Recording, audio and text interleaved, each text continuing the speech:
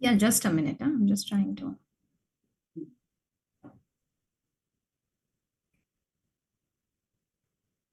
Have you received? I have sent just now.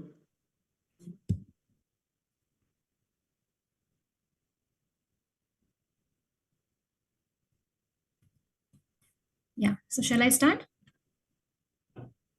Okay. Kalpita, can you confirm if the slides are visible and I am audible? Yes, the slides are visible. Okay.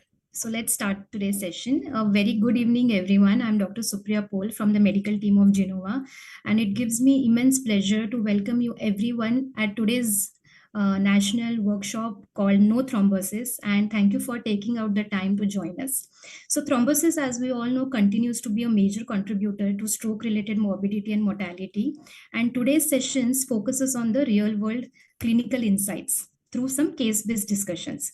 So with that, it gives me an immense pleasure to welcome our first course director for today's session, Dr. Ajit Sir. So Sir is a professor at Sri Chitra Tirunal Institute of Medical Science and Technology at Trivandrum. So Sir has a special interest in epilepsy, movement disorders, headache, and clinical neurology. Sir has over more than 178 publications to his name.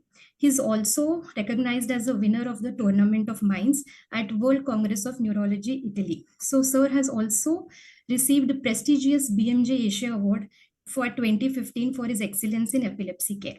Sir has also been awarded as the Young Scholar Award at Venice International University, Italy. We welcome you, sir. It's a great pleasure to have you with us today.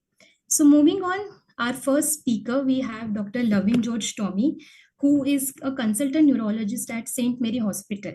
So Sir has an experience in general medicine, neurology, rural service, and tertiary care. He has finished his MBBS from St. John's Medical College, Bangalore, and his MD from Pushpagiri Institute. Sir has also worked as assistant professor at Kannur Medical College. Sir has also received the Best Paper Award at APICON 2015 and has multiple publications to his name. So we welcome you, sir. So moving forward, our second speaker for today, we have Dr. Srijit Ravi, sir. Sir is a consultant neurologist at SH Medical Center, Kottayam. So Sir he's also working as a visiting consultant at Mount Zion Medical College, KIMS Health, and also Pranam Hospital. Sir has finished his MBBS from Government Medical College, Kottayam, his MD General Medicine from again Government Medical College, Coimbatore, and his DM Neurology from Government Medical College, Tirunelveli. So Sir is also an author of multiple publications, whether it's been national and international journals, including JIPI and World Journal of Biology, Pharmacy and Health Science. Sir also holds a lot of research interest, which includes epilepsy, sleep disorder, neuropathic pain, anti-epileptic therapy, and neurotoxicology. So we welcome you, sir. Now with that, without further ado, I would like to hand over the session to Dr. Ajit, sir. Over to you, sir. Thank you, Dr. Supriya. And I welcome both the speakers. In fact, we have two very distinguished speakers. One is Dr. Srijit Ravi, and the other is Dr. Lovin George Tommy. And the introduction is already over. So I invite Dr. Lovin to present his case, which I believe it has to be quite interesting and keep us all in raptures.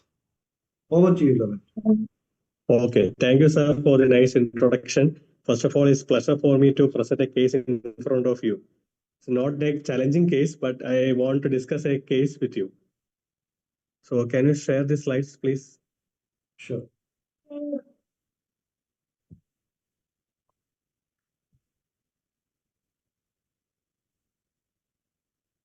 My screen visible?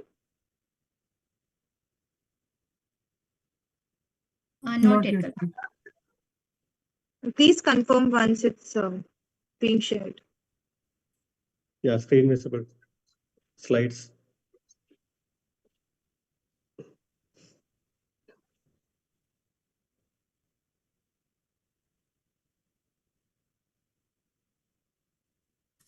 Are the slides Okay. visible too?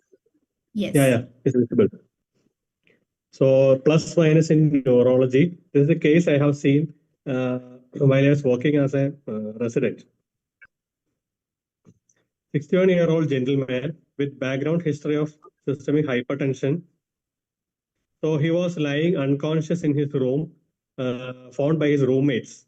Last seen normal by his brushing teeth around 6 a.m. And he was found lying unconscious by 7 a.m. While he noticed that on awakening he seems to be confused and not responding to queries. He was noticed to have unsteadiness while when made to walk.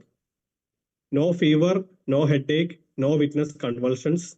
He was taken to a hospital and MRI with MR angiogram done as window period stroke protocol. On examination, when I came to the casualty, patient was moderately built and nourished, no pallidra cyanosis clubbing. The pulse rate was 80, which is irregularly irregular. BP was 150/80, rest all systems were normal. When coming to higher mental function, he was conscious, apathic. And next slide, can you move the next slide? He was conscious, apathic, had to be coaxed to answer queries, reduced word output, normal comprehension, and impaired attention. And the impaired frontal lobe functions, there was impaired fund of knowledge, impaired attention, problem solving, abstract thinking, impaired word fluency and category fluency. This was the test we made, like trial A test, which was impaired, trial A, and trial B, next slide, trial B, which was impaired. He cannot make sequential lines, and graphic luria, which was markedly impaired, and clock drawing, next slide, clock drawing, which was impaired. And parietal lobe functions, next slide, parietal lobe, no apraxia, no finger agnosia, normal right to left noses, normal calculation. Line bisection is normal, next slide, line bisection is normal. And coming to temporal lobe, immediate memory 4 out of 5, recent memory 2 out of 5, remote memory normal, language word output, comprehension impaired, repetition normal, reading and writing was normal. Coming to the occipital lobe, color naming and there's no prosopagnosia. You can recognize the famous figures. And now coming to the neuropsychological evaluation, he was found to have marked frontal lobe dysfunction. Cranial nerves, visual acuity normal, field normal, color vision normal, fundus normal, pupil equal and reacting to light. And there was, on examination, there was left side ptosis and right eyelid was retracted. You can see. And this is known as plus minus lid syndrome. And the plus minus lid syndrome is finding of ptosis on one eye and retraction on the other eye. It was usually caused by injury to the third nerve and usually described in ocular myasthenia gravis. And the muscles controlling the eyelid is superior tarsal muscles and levator palpebrae superioris. And this is the nucleus of posterior commissurer. And in this, we can see that which is nucleus of posterior commissurer sends inhibitory fibers to the central caudal nucleus. And lesion of this can result in disinhibition of levator palpebrae superioris bilaterally leading to lid retraction. When ocular motor fascicle is also involved, ipsilateral eye retraction is masked by the ptosis resulting in infranuclear third nerve palsy. And the contralateral ataxia which contribute to superior cerebellar peduncle, that's known as Claude syndrome. So these are the diagrams. We can see that the Claude syndrome and the diagrammatic representation. And coming to the extraocular movements, impaired adduction, elevation, depression of the left eye. Motor system examination, tone normal, power normal, DTR normal, plantar flexor. And right sided cerebellar signs was present. No meningeal signs, sensory normal. And coming there was frontal lobe dysfunction and the plus minus lid syndrome. There's left partial third nerve palsy, right cerebellar signs, and Claude syndrome. Localization, frontal lobe involvement as well as the dorsal midbrain involvement. Two localization. And etiology coming to vascular infective and blood analysis was normal. LFT, RFT, blood sugar, TFT was normal. Coming to the imaging, we can see that there is a infarct involving the midbrain. And ADC diffusion, it is seen hyper and ADC it is hypo. Flare, there are not much changes seen. So angio is taken and this vessel is clean. Next slide, next slide. Angio is seen, this vessel is normal. And both the intra as well as external MR angiogram is normal, TOF is normal. So coming to the point, can midbrain infarction explain the attention deficit? So we need to know the attention pathway. So mostly the MRF, that is mesencephalic reticular formation, which controls the prefrontal cortex, limbic system, and which also coordinates with temporoparietal cortex and association cortex, as well as the primary cortex, is consists of visual, auditory, as well as somatosensory area. So the frontal lobe dysfunction in midbrain infarct. So there is a medial frontal circuit. Next slide. Medial frontal cortex, which gives to nucleus accumbens to globus pallidus to medial dorsal nucleus of the thalamus. This is circuit of the medial frontal circuit. So task-based PET studies have shown that apathy had lower activation of the ventromedial prefrontal cortex, striatum, amygdala, as well as the midbrain. And the midbrain is the site of the ventral tegmental area, key source for dopaminergic projection to nucleus accumbens, to the prefrontal cortex. So this is the, so there are case reports which have shown that cognitive dysfunction after isolated brainstem insult, coming to long-standing morbidity, frontal lobe dysfunction following infarction in the left side medial thalamus. So my final diagnosis was apathy, plus minus lit syndrome, partial left oculomotor palsy, right side cerebellar signs, clot syndrome, coming to midbrain infarction. Literature showing clot syndrome was published. Two case reports and review of literature, and the plus minus lit syndrome is literature, and rare midbrain infarction presenting with the plus minus lit syndrome with ataxia case report. And coming to the course in the hospital, patient, as we identified flare, not much changes are seen. So came within the window period, we have given IV tenecteplase, and 24-hour condition, the patient's condition improved, like ataxia and frontal lobe dysfunction. Apathy has been reduced markedly, and within the almost 1 week, patient had recovered, not completely, but partially. And conclusion is that plus minus lit syndrome with ataxia and apathy is a rare presentation of midbrain infarction with a unique localization and anatomical description. Thank you. Very good case, Dr. Lovin. I was very much impressed by that. So when you have an affliction of the fibers which are traversing to levator papilla superioris, you tend to have a ptosis which is there on that side. So there are multiple explanations which are given.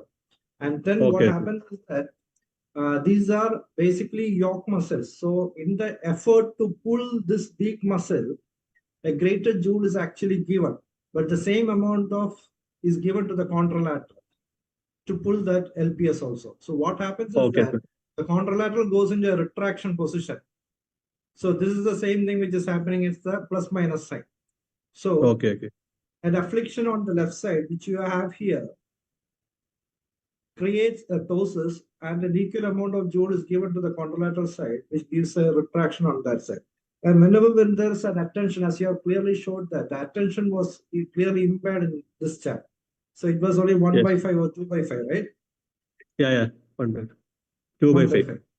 2 by 5. So whenever attention is impaired, so that is a clear evidence that further cognitive tasks can be affected because of that. So you have also pointed that the clock drawing was impaired here. Yeah. The clock drawing was severely impaired. So it's just not the frontal, a part of the parietal. So parietal. It is also affected in this chart. So obviously, because of the midbrain and from the mesencephalon to the cortical projection, so that was entirely affected here. So anyway, it was a very good case for anatomical localization, especially when you have a plus minus sign with contralateral cerebellar ataxia. So dorsal midbrain at the region of the posterior commissure is one of the most common sites. So very good case for teaching purpose. Very good. Okay, thank you, sir. So what was the real risk factor in this person? He had hypertension, sir, hypertension, and he is having a regular AF atrial fibrillation was there. We have identified AF was there. Holter was done, it just identified AF, and we have anticoagulated this patient. So when you have AF, a few of the studies have shown that often posterior circulation can be predominantly involved when you have an AF. The posterior cardioembolic is quite common. So that, and the fact that he improved very well with tenecteplase also, in cardioembolic, the improvement is much better. And you could not show any vaso-occlusive disease in the angio also. Okay, There was okay, no fine. vaso-occlusive anywhere in the No, no. basal or in the carotid. So that was good for the individual because he made a very good recovery. Recovery, okay. Correct. Good learning point. So Thank you, sir. over to you, Dr. Srijit Ravi. We are waiting for another excellent presentation from Dr. Srijit. Yes, sir. So Dr. Srijit is another very young, dynamic neurologist who often brings very interesting cases to multiple forums, whether it's CAN or Stroke Association. And he has been excellently involved in the central triangle management of patients with both stroke as well as other neurological diseases. Over to you, Srijit. Yes, sir. Thank you for the nice introduction. It was a pleasure for me to present the case in front of you. Just let me share the screen. Sure.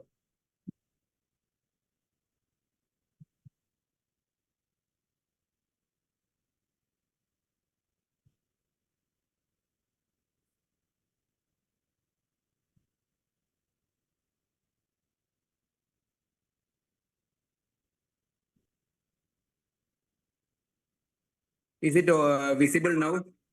Yes, Srijit, it's quite visible. You can put it uh, in the PPT mode, presentation sir. mode.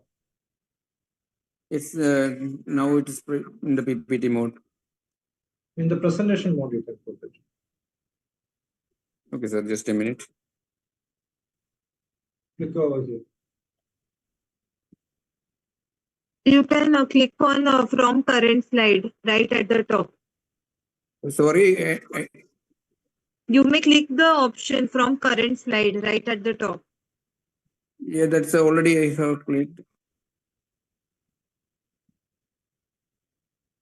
You can exit the 1 to 24 rule layout, and then maybe you can start again from presenting from the current slide. The option. Correct. You can close that window. This edge window Yeah. you can close.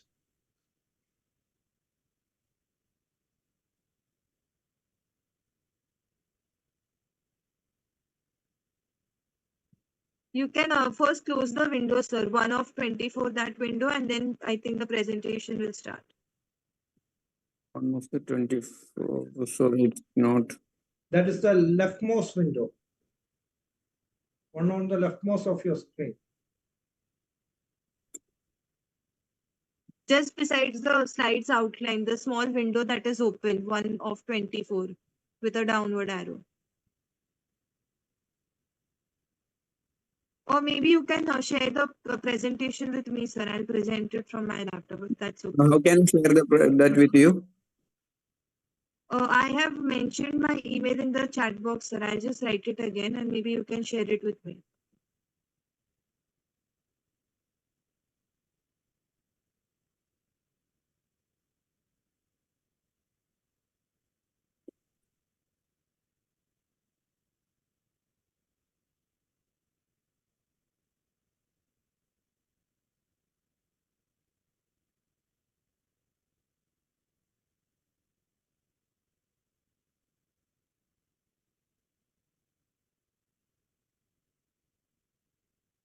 Sir, I've shared my email ID with you in the chat, so maybe you can just email it to me there.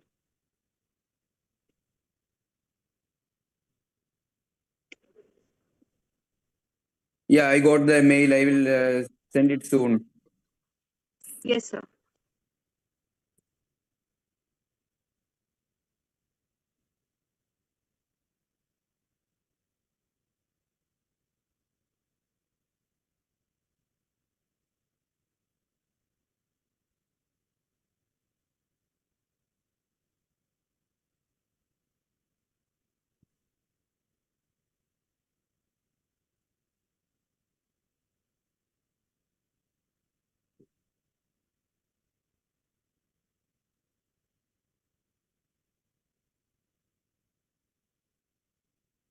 I think it is sent now.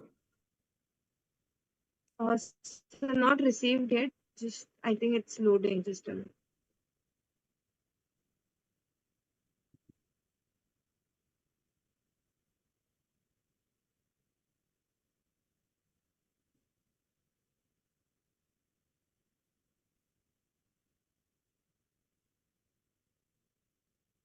Yes, sir, received. I'll just Okay. so I think you haven't forwarded the attachment. There is no attachment that is being shared in the mail. Okay. Just a minute. It's sent, but it's no, it was not going. Just a minute, please. Sorry for the inconvenience. No, sir, no problem.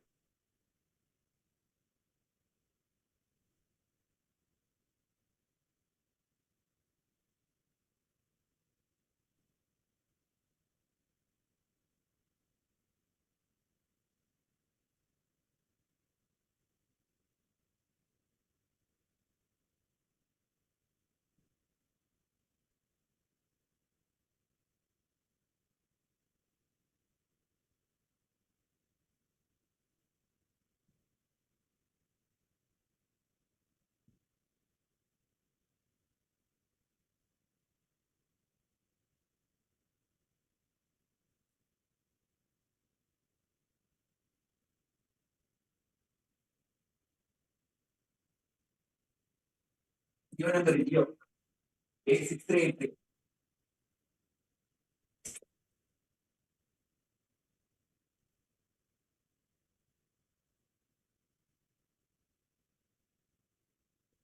Is it received?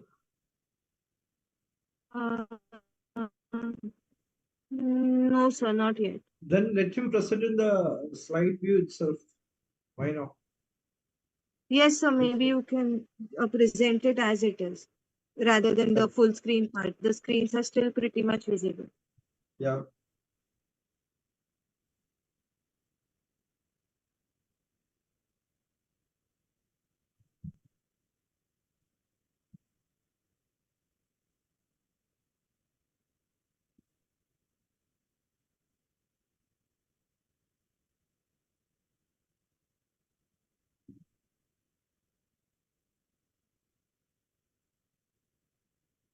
So you can share your screen accordingly.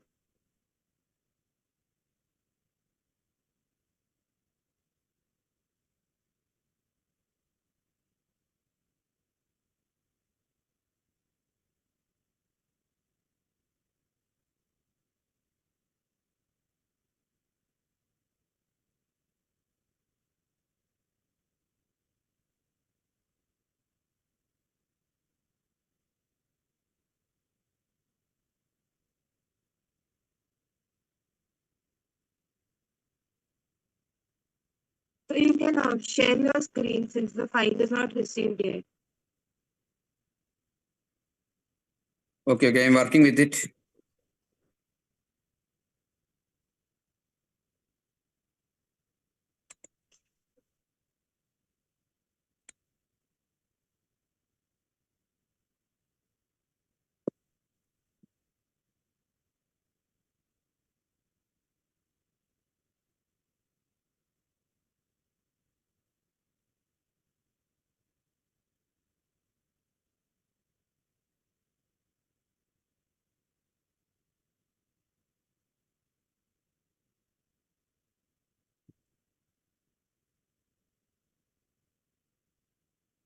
Yes, it's visible now.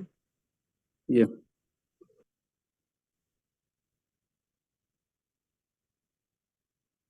Is it visible now? No.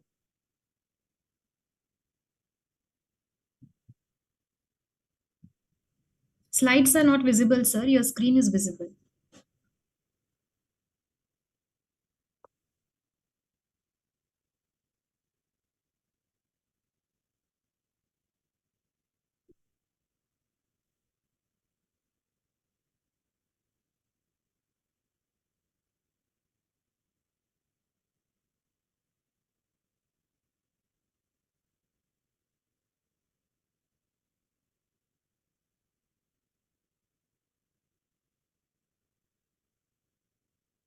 Is it visible now?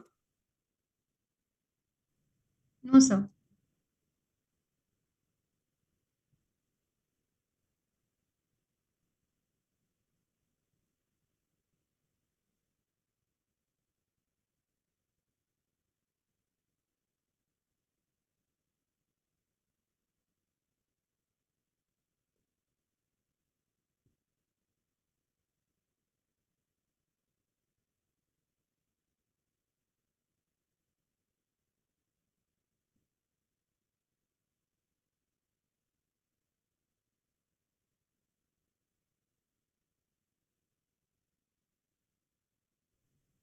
Sir, it says double click to enter the full screen. Can you try that? Can you double click at your screen? Let's Was check. doing it. Or else you can minimize your the whatever you have, sir, right now on the screen. No, can you minimize that? Let's see if you have a slide deck behind that screen.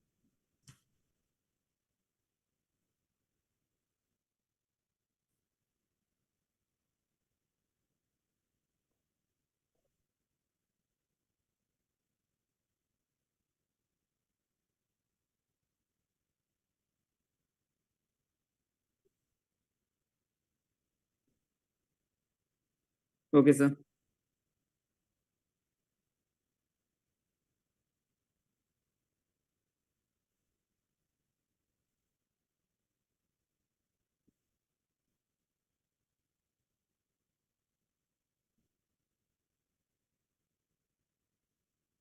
Yes, sir. Okay, sir.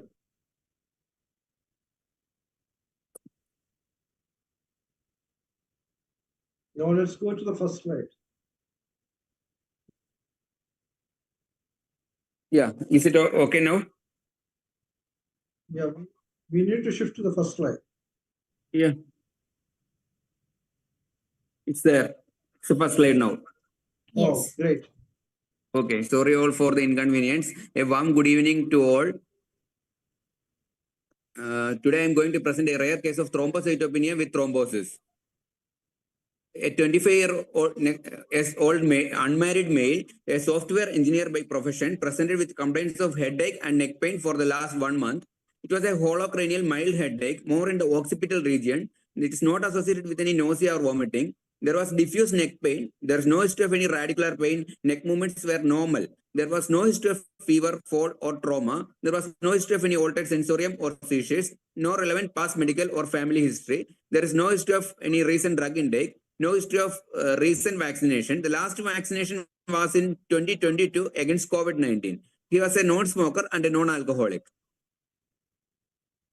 His general examination, there was no pallor, icterus, clubbing, cyanosis, edema, or lymphadenopathy. Vital signs were stable. The higher mental functions were normal. Cranial nerves were normal except for the optic nerve. No motor or sensory deficit. Cerebellar function test, gait, extrapyramidal system were normal. Bowel and bladder were normal. There were no meningeal signs. Bilateral fundae showed mild disc hyperemia with blurring of the nasal margins. No spontaneous venous pulsations, suggestive of an early papilledema. The ENT evaluation, there was intact tympanic membrane on both sides. The nose and paranasal sinuses were normal. Pharynx normal, normal vocal cords bilaterally. ENT evaluation was done as there was the neck pain persisting, which was more than the headache. So we did the basic blood investigations. Hemoglobin was 15 and total count was 8,300.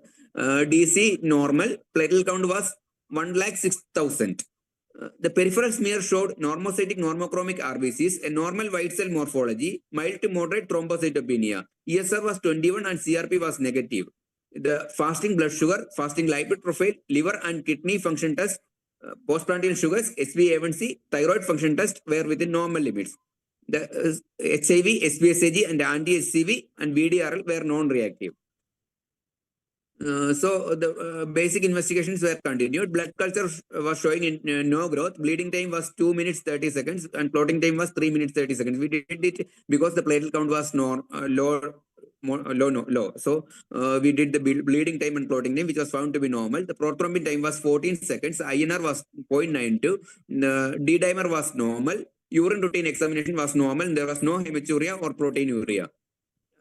So we did with the radiological investigations. The USG neck, there was a linear hypoechoic area of 72 into 13 millimeter, noted inferior to the sternocleidomastoid on the left side, extending from the skull base to the base of neck, devoid of flow signals. It was suggestive of left internal jugular vein thrombosis.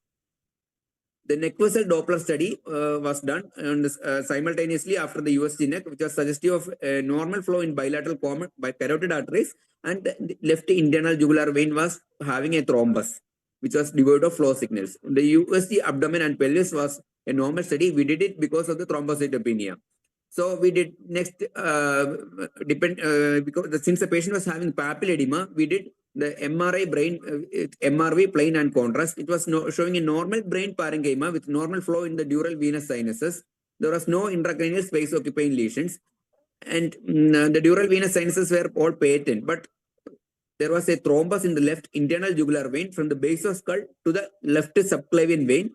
Left IJV is dilated 14 millimeter, and there was a partial thrombus in the mid portion of right IJV. So this MR study was showing bilateral asymmetrical internal jugular vein thrombosis, left more than right. Left was showing full thrombus and right was showing a partial thrombus.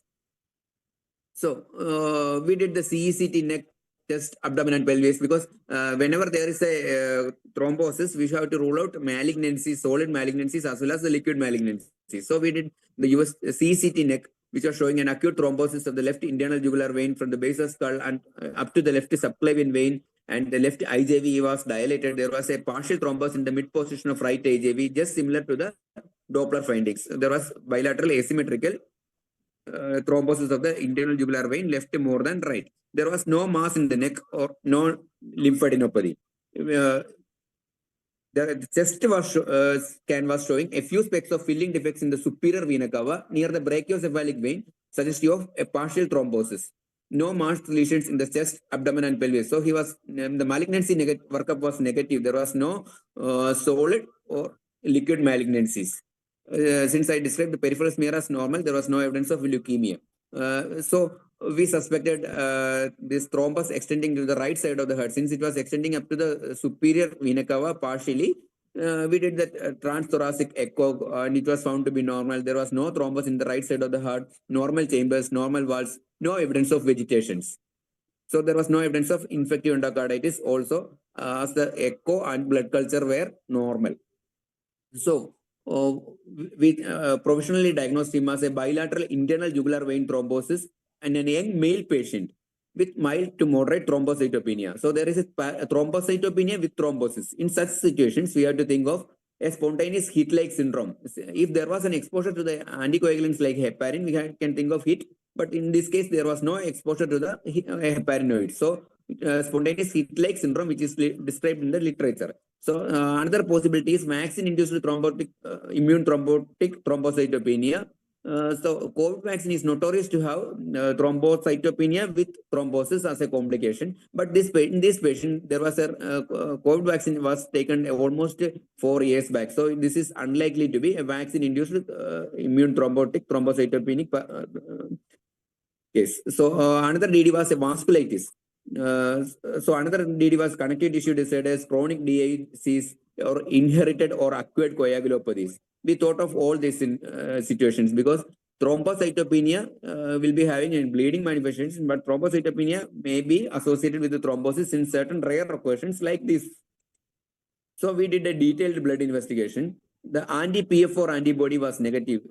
So the spontaneous heat-like syndrome is out of diagnosis. ANA and ANA profile were normal. So these connective tissue disorders were out of diagnosis, and CNCA were negative. So vasculitis, ANCA-associated vasculitis is also unlikely.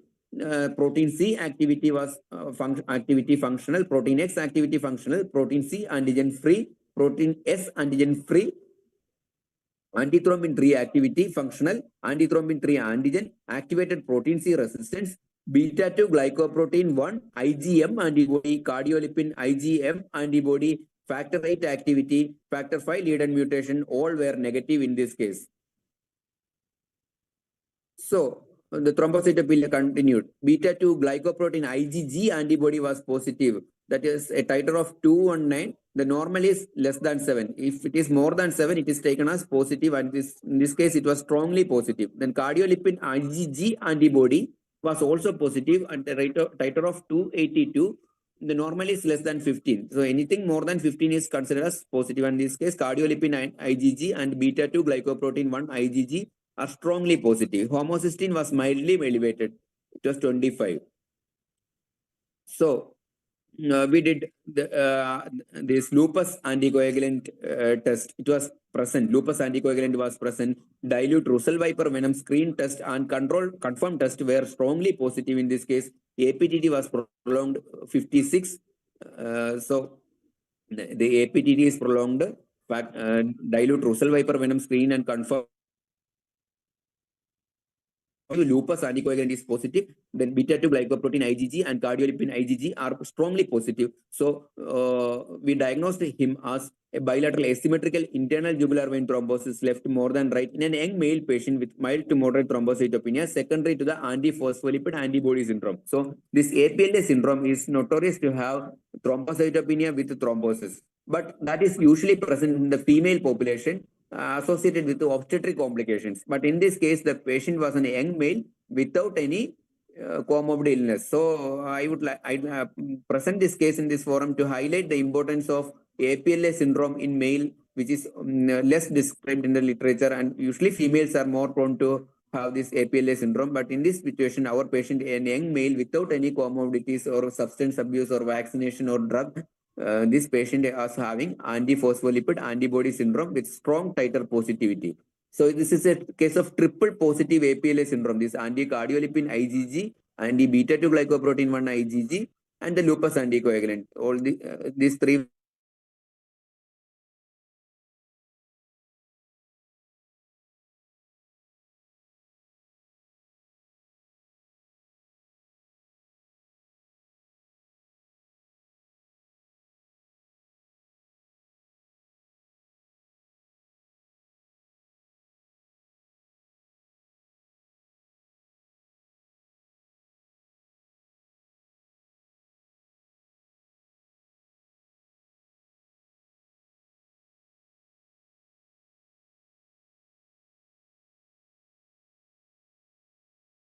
Recording in reaching up to the progress. target limit now.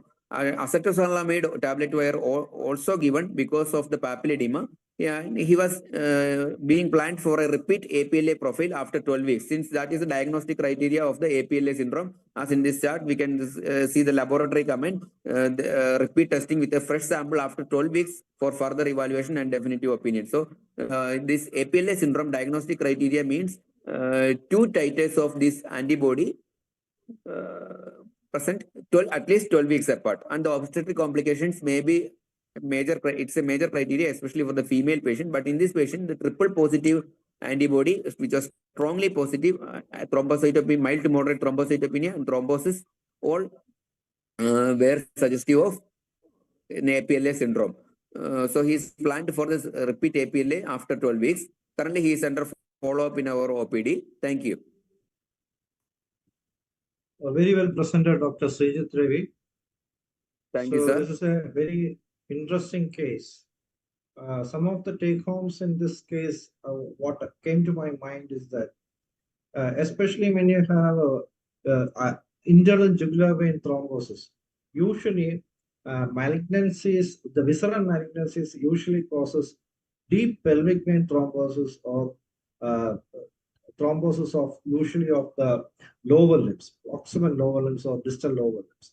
So we usually don't come across IJV thrombosis as part of the visceral malignancy, especially whether it's pancreatic or hepatic or renal cell carcinoma. It's usually the deep pelvic vein. Another very important cause or etiology for IJV occlusion is something called as the Lemierre's disease. I hope you would have gone through the literature for Lemierre's disease. Lemierre's disease is something like is a spontaneous IJV occlusion which often occurs as part of a infection, especially fusobacterium, anaerobic fusobacterium infection, which comes from the oral flora. So some dental abscess or some gingivitis due to Fusobacterium can go into the IJV, and then it can cause a endothelial dysfunction and set up a thrombosis. Another point which I want to highlight in this was when you have a very large thrombus load or a clot load, warfarin becomes an ineffective anticoagulant. So many a time you may go to 8 milligram, 9 milligram, 10 milligram, 12 milligram, 14 milligram, and still you may not achieve a therapeutic PTINR rate. So till what dose did you go with warfarin before you decided that enough is enough and I need to switch?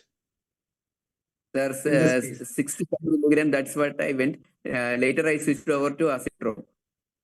Correct. Since So, I was previous similar patient whom the target, she was a case of mitral stenosis with a stroke and severe valvular mitral stenosis with a stroke and with paroxysmal atrial fibrillation. She was prescribed initially warfarin, and we went up to 6 to 7. Later, she was put on acetron and the target INR was achieved. So similarly, in this case, after going to 6 to 7, I changed to acetron. agreed. So this is something which you need to keep in mind and go through the literature. When you have a high thrombus load, so this is something which is very important. When you have a high thrombus load, warfarin high, you may have to go to very high doses of warfarin to achieve the therapeutic PTINR, and you are justified in switching over to acetron for a better or an earlier achievement of PTINR in these kind of cases. And very important, none of the newer anticoagulants like dabigatran or rivaroxaban or apixaban are indicated in these conditions.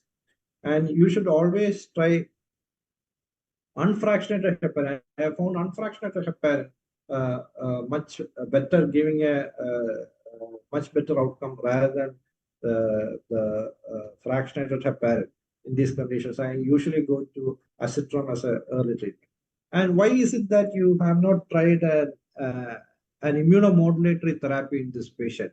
At least a course of steroids, especially when you have so many antibodies which are positive. What is your take on that? Sir, I went through the literature, and the literature was showing only if there is catastrophic APLA syndrome, that is more than 3 organ system involvement in 1 week, then only the immunomodulatory therapy was indicated. Even we can go to the IV methylprednisolone or plasma exchange or IVIG in catastrophic APLA syndrome. And that's why I didn't start, and he was stable, sir. He was not having any raised ICP symptoms per se, only mild to moderate headache, occipital headache, and neck pain. Since he was not that much symptomatic, I didn't go for the immunotherapy. Very well justified, because you are the person who you are the treating physician. Because when you have bilateral IJV, because IJV is basically the draining stuff for the brain. So when you have an acute occlusion, your other channels or the other emissary veins may not have opened up, and the patient is actually at risk of fulminant raised ICP. So that should always keep in mind. So if there is a impending papilledema or something of that sort, you are justified in starting steroids because you want a better outcome or an early outcome. Otherwise, if you feel that, okay, you can bide time, the headache is not that bad, fundus does not show a fiery papilledema with hemorrhages, so then you can still wait and start with anticoagulation. So you're justified, because the bedside clinician, the treating physician, is the best judge of what needs to be done at that point. Okay, very interesting 2 cases. Thank you, Srijit. Thank you, Dr. Lal. Excuse me, sir. Sir, excuse me, sir. Yes. I want to add one more positive information to the case. Yes. Since I was also thinking of the raised ICP symptoms and monitoring in the as an inpatient care, and serially I was doing this Doppler on the follow-up also. After giving heparin, then after giving warfarin, I was doing this follow-up, and subsequent OPD follow-up visits showed there was a resolution of the thrombus in the right IJV, and right IJV was fully recanalized within a few days, and left IJV, the thrombus was changing to partial thrombus. So there was a symptomatic improvement also following the anticoagulation. That is why I didn't give the further immunomodulatory therapy and all. I think he was and papilledema was also we were following up, sir. And within a week, the papilledema was resolving. The disc margins were much more well defined, and the spontaneous venous pulsations came. So within a week, the spontaneous venous pulsations were present. So subsequent daily fundus examinations and periodic Doppler checkups were done, sir. And he was responding to the anticoagulant. That's quite good. That's very good, actually. So you have got a very good recanalization within such a short period of time. That means the thrombus was of reason, because once the thrombus get really of long duration, it's very, very difficult to open it up. And you will have to wait for the other emissary veins and then other venous channels to open up. And then you run the risk of developing a dural AV fistulas and those kind of anomalous openings which can happen. So if the thrombus opens up quite early, so those risk factors, the risk of developing a dural AV fistula later on comes very much less. Because you should understand that the IJV occlusion can actually ascend up to the sigmoid, and then it can go to the transverse, and then you are, by that time, even before you realize you are in deep soup, because you have bilateral IJV thrombosis, and bilateral IJV thrombosis just going up to the sigmoid and transverse, you are in a very, very bad situation, actually. So it's good that you followed up this case with the Doppler and made sure that it is getting recanalized. Very good case, Dr. Sri. Thank you. Thank you, sir. So with that, we come to an end of our today's workshop. I would want to hand over the session to Mr. Abhijit to present the vote of thanks. Over to you. Thank you very much. So, on behalf of Team Gennova, we would like to extend a very heartfelt thanks to respected Dr. Ajit Cherian for being the course coordinator for today's KT Live program. Also at this juncture, we would like to express our deep sense of gratitude to Dr. Lovin George and Dr. Srijit Ravi for being the speakers for this program. And at the same time, we would like to also, thank the audience who have been immensely benefited by the cases which was shared by Dr. Lovin and Dr. Srijit Ravi, and of course, guidance from Dr. Ajit sir. With this, we would like to conclude and thank you very much for taking part in this wonderful scientific initiative, which is KT Live, to all of you, sir. Thank you very much.